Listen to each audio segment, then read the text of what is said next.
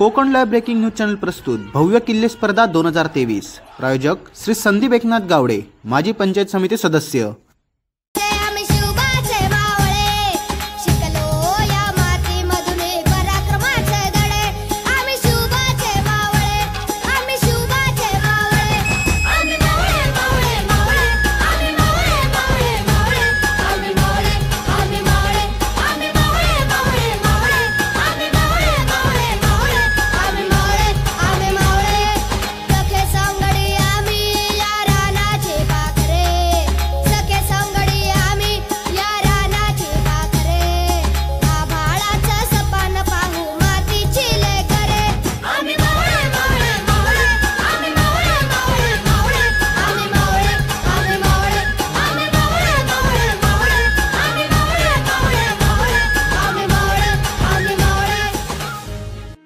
कोल्हापूरकडनं वर आलो तर सर्वप्रथम आपल्याला हा बुरुज दिसतो।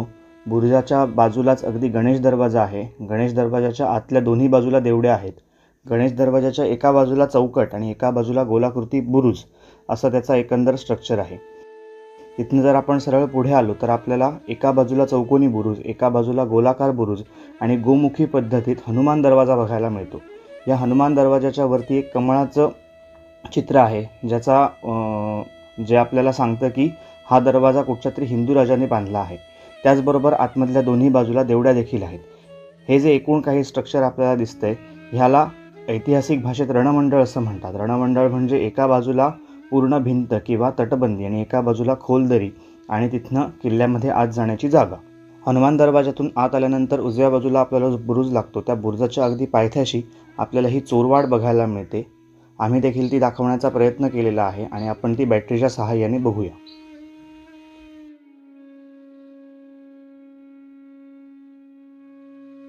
यानंतर पुढे आल्यानंतर आपल्याला एक निंबाळकर वाडा बघायला मिळतो, जिथे आपल्याला एक विहीर पण बघायला मिळते, ज्याला निंबाळकर बावडी असं म्हणतात। यानंतर पुढे आल्यानंतर आपल्याला एक चौकोनी कमान बघायला मिळते, जिथे 2 दरवाजे आहेत आणि यावरनं आपण कोकणपट्ट्याची टेहाळणी करू शकतो। तसेच या दरवाजाला आतल्या बाजूने देवड्या देखील आहेत।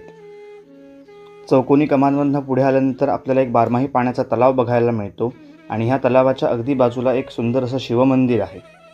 या शिवमंदिराकडून आपण थोडं पुढे आलो तर आपल्याला रांगणाईचं मंदिर बघायला मिळतं आणि या रांगणाईच्या मंदिरावरनंच या किल्ल्याला रांगणागड असं नाव पडलं।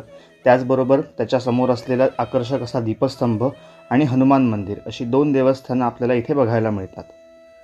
त्याचबरोबर वर जाताना शिवमंदिराच्या बाजूला असलेला तलाव आणि तिथनं वाहणारा धबधबा सर्वांचंच लक्ष वेधून घेतो। आपण रांगणाई मंदिराकडनं पुढे आलो की आपल्याला राजवाड्याचे अवशेष दिसतात। त्यानंतर इथे पुढे आल्यानंतर त्या काळच्या काही समाध्या आहेत आणि ह्यांच्याबरोबर मागच्या बाजूला आपल्याला अजून एक शिवमंदिर बघायला मिळते। गडाच्या दुसऱ्या कड्यावर म्हणजे चौकोनी कमानीतनं आपण समजा डाव्या बाजूला गेलो तर तिथे आपल्याला एक सुंदर असं गणेश मंदिर बघायला मिळतं। तिथूनच आपण सरळ पुढे गेलो तर आपल्याला एक बांधीव तलाव देखील बघायला मिळतो। या ठिकाणी सुद्धा आपल्याला सुंदर असा एक नयनरम्य धबधबा बघायला मिळतो। बांधीव तलावाकडनं पुढे आल्यानंतर आपल्याला सद्यस्थितीत असलेलं जंगल बघायला मिळतं। ज्याप्रमाणे रायगडावर जी आपल्याला मोठी बाजारपेठ दिसते अशाच प्रकारच्या काही वास्तू या जंगलामध्ये आहेत, त्यामुळे इथे त्याकालीन बाजारपेठ असाव्यात असा काही ऐतिहासिक पुस्तकांमध्ये उल्लेख आहे। रांगणाई मंदिराच्या अगदी मागच्या बाजूला आपल्याला एक दरवाजा बघायला मिळतो, ज्याला कोकण दरवाजा असं म्हणतात, जो नारूर गावातनं वर येतो। तिथून अगदी मागच्या बाजूला किल्ल्याच्या हळदीचे नेरूरमधनं येणारा एक रस्ता आहे आणि त्याचबरोबर किल्ल्याच्या पश्चिम बाजूला केरवडे गावातून येणारा दरवाजा आहे। केरवडे गावातून येणारा दरवाजा आणि हळदीचे नेरूर येणारा दरवाजा हे दोन्ही दरवाजे गोमुखी पद्धतीचे आहेत। केरवडे दरवाजातनं जरा पुढे गेल्यानंतर आपल्याला हत्तीसोंड माची बघायला मिळते। हत्तीसोंड माची ही दोन्ही बाजूंनी तटबंदीने संरक्षित आहे। त्याचबरोबर ही माचीचं स्ट्रक्चर जे आहे ते राजगडावर संजीवनी माची आहे त्याला साधारण सिमिलर आहे। याच माचीच्या अगदी शेवटच्या टोकाला आपल्याला 2 बुरुज बघायला मिळतात। यामध्ये उजव्या बाजूचा जो बुरुज आहे त्याला 2 तटबंद्या आहेत आणि आत्तापर्यंत तो शाबूत आहे। तसंच डाव्या बाजूचा जो बुरुज आहे तिथनं वरनं खडकात खोदलेली वाट आहे, ज्या पायऱ्या खालीपर्यंत जातात आणि खालची तटबंदी आहे जी आत्ता ढासळलेली आहे। यानंतर आपण किल्ल्याची थोडीफार ऐतिहासिक माहिती जाणून घेऊया। एक रांगणा खबरदार तर सर्व सुरक्षित, नाहीतर सकल सावंत बारदेशावर उतरेल असा उल्लेख बखरीत आलेला किल्ला। स्वतः आई जिजाऊंनी मोहीम काढून जिंकून घेतलेला किल्ला। जेव्हा किल्ल्याला वेढा पडला तेव्हा स्वतः महाराजांनी जातीने लक्ष घालून जिंकून घेतलेला किल्ला, आणि हा किल्ला म्हणजेच रांगणागड अर्थात प्रसिद्ध गड. रांगणा किल्ला बांधण्याचे श्रेय शिलाहार राजा दुसरा भोज याला जाते.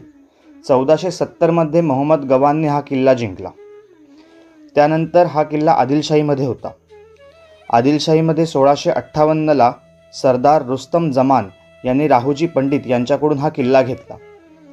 त्यानंतर जेव्हा महाराज आग्र्याला कैदेत होते तेव्हा आई जिजाऊंनी दिनांक 15 ऑगस्ट 1666 रोजी स्वतः मोहीम काढली आणि हा किल्ला जिंकून घेतला. यानंतर एकाच वर्षात 1667 बेहलोल खान आणि व्यंकोजी भोसले यांनी या किल्ल्याला वेढा दिला, परंतु पुन्हा एकदा शिवरायांनी जातीने लक्ष घालून हा वेढा मोडून काढला. शिवरायांनी याच गडाच्या मजबूतीसाठी 6000 खर्च केल्याचा पुरावा देखील सापडतो. यानंतर हा किल्ला करवीरकर यांच्याकडे होता. मध्यंतरी सातारकरांनी या किल्ल्याला वेढा देखील घातला, परंतु तो निष्फळ ठरला आणि शेवटी हा किल्ला करवीरकरांकडे राहिला. यानंतर इंग्रज येईपर्यंत हा किल्ला करवीरकरांकडे होता, परंतु जेव्हा इंग्रज आले तेव्हा त्यांनी लक्षात घेतलं की मराठ्यांचं बलस्थान किंवा भारतीयांचं बलस्थान हे त्यांच्या किल्ल्यांमध्ये आहे आणि त्यांनी किल्ले पाडायला सुरुवात केली. याच काळात या किल्ल्याची बरीच दुरावस्था झाल्याचे लक्षात येते. आता आपण या किल्ल्याची थोडी भौगोलिक माहिती बघूया. हा किल्ला उत्तर ते दक्षिण असा साधारण 3 किलोमीटरमध्ये पसरला आहे, तर पूर्व ते पश्चिम हा किल्ला 750 मीटरमध्ये पसरलेला आहे. या किल्ल्याच्या पूर्वेकडे ईशान्येला गगनगड, त्यानंतर आग्नेयेला मनोहर मनसंतोषगड आणि अगदी पूर्वेकडे हनुमंतगड असे किल्ले आपल्याला बघायला मिळतात. त्याचबरोबर जर आपण पश्चिम बाजू बघितली तर वायव्येला विजयदुर्ग, देवगड, रामगड, पश्चिमेला सिंधुदुर्ग किल्ला व नैऋत्येला यशवंतगड, किल्ले निवती असे किल्ले बघायला मिळतात. जर आपण ह्या किल्ल्याचा अभ्यास केला तर आपल्याला असं लक्षात येतं की तिन्ही बाजूने हा किल्ला सिंधुदुर्ग जिल्ह्यात आहे आणि एकाच बाजूने त्याला कोल्हापूरमधून येणारी वाट आहे. सिंधुदुर्ग जिल्ह्यातनं आपण उत्तरेला बघितलं तर घोडगे, भरणी, गिरगाव, कुसगाव, त्यानंतर नारूर या काही गावातनं वाटा ह्या किल्ल्यावर येतात. जर आपण पश्चिमेकडची बाजू बघितली तर निळेली, वसोली ही जी माणगाव खोऱ्यातली गावं आहेत तिथनं काही वाटा वर येतात. त्यामध्ये केरवडेसुद्धा हे एक गाव येतं. आणि जर आपण गडाची दक्षिण बाजू बघितली तर हळदीचे नेरूरमधनं येणारी ही एक वाट आहे. म्हणजे हा किल्ला तिन्ही बाजूंनी सिंधुदुर्ग जिल्ह्यात वेढलेला आहे. एक बाजू त्याची कोल्हापूरकडे जाते आणि कोल्हापूरमधनं येण्यासाठी एकच वाट आहे. सद्यस्थितीत नारूरमधनं येणारी पायवाट अगदी सुसह्य आहे, त्याच्यामुळे बरेच पर्यटक इथे येतात. कोल्हापूरमधनं चिकेवाडी मार्गे अगदी गाड्या किल्ल्याच्या टोकापर्यंत येतात, त्यामुळे पर्यटक बरेच ह्या किल्ल्यावर शनिवार रविवारी असतात. पण ह्याचीच एक आपण दुसरी बाजू बघितली तर या किल्ल्यावर यामुळेच खूप कचरा झालेला आहे. रांगणाईच्या मंदिराच्या मागच्या बाजूला अगदी बघवत नाही अशा दारूच्या बाटल्या, सिगरेटची पाकिटं, सगळा कचरा प्लॅस्टिकचा हा सगळा पडलेला असतो. त्यामुळे आपण आपल्या जिल्ह्यात असलेली अशी एक वास्तू आहे ज्याला ऐतिहासिक वारसा आहे, जिथे महाराजांचा चरणस्पर्श झालेला आहे, अशा वास्तूंचं संवर्धन करणं ही आपल्याला काळाची गरज आहे. धन्यवाद.